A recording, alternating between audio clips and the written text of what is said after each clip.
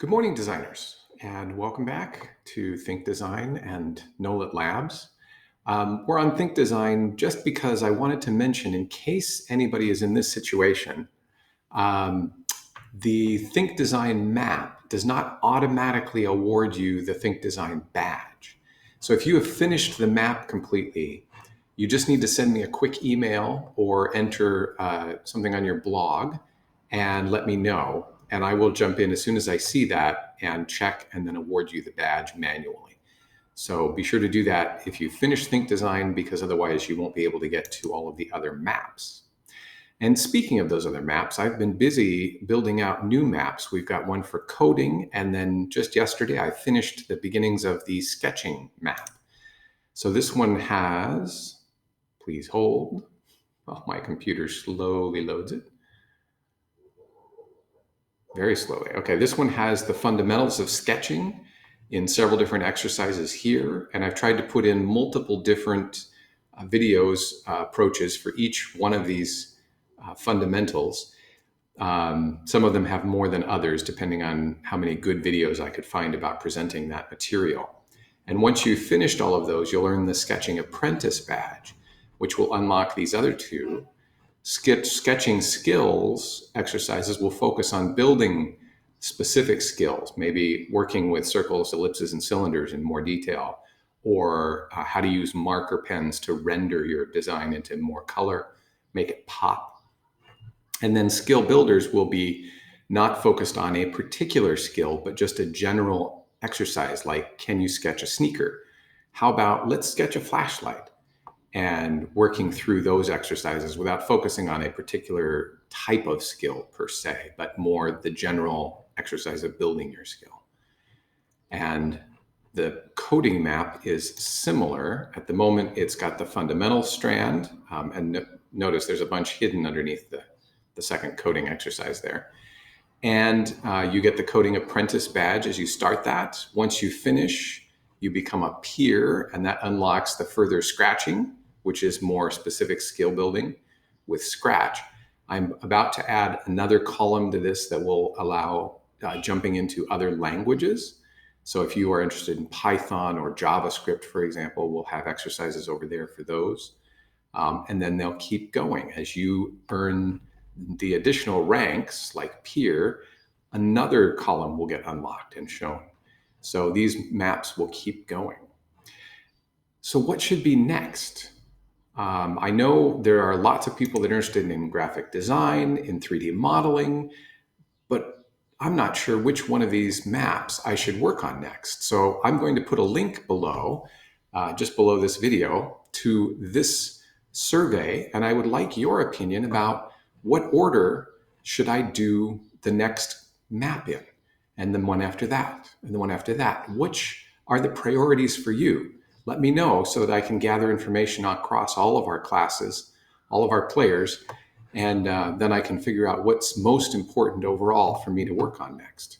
And then finally today, I wanted to introduce you to Bebrus, which is a worldwide computational thinking challenge. It's how do computer scientists think?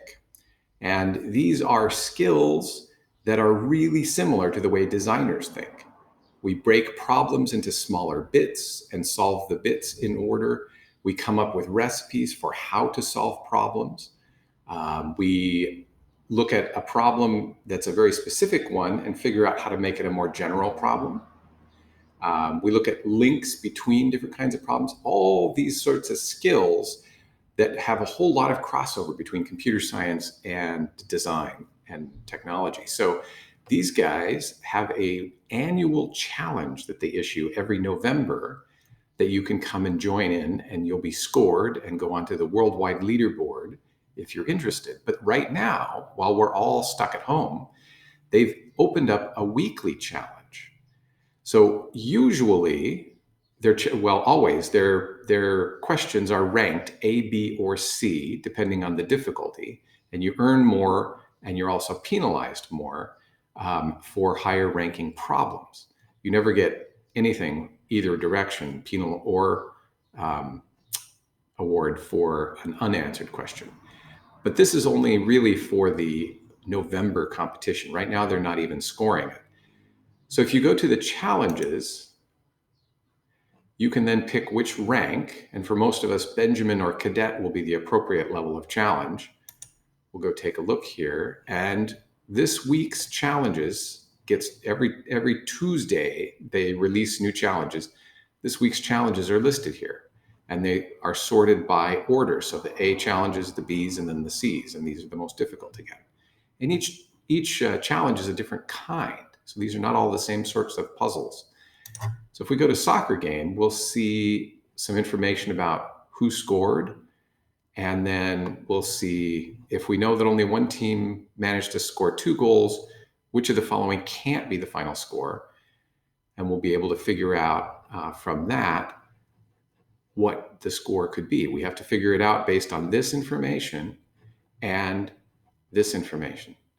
And then you pick one, and I'll just pick one out of random. I don't know what the answer is here. My answer is not correct.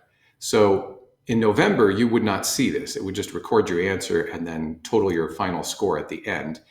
But right now, this is in review mode. You can see here. So it says my answer is incorrect. And then down at the bottom, it has information about what this puzzle is about and how to think about this kind of puzzle. And so you can learn about thinking through different kinds of puzzles. So here's a puzzle that's a maze type puzzle. You have to figure out, based on where the robot goes, whether he'll get to the little red dots. And there's one called bottles here that's all about which bottle and what order should they go in order to make this figure. So you have to think about shapes. So each puzzle is a different kind of thing. It can be really fun to challenge your brain with this sort of thinking. So have fun. Let me know what the priorities are and keep on working.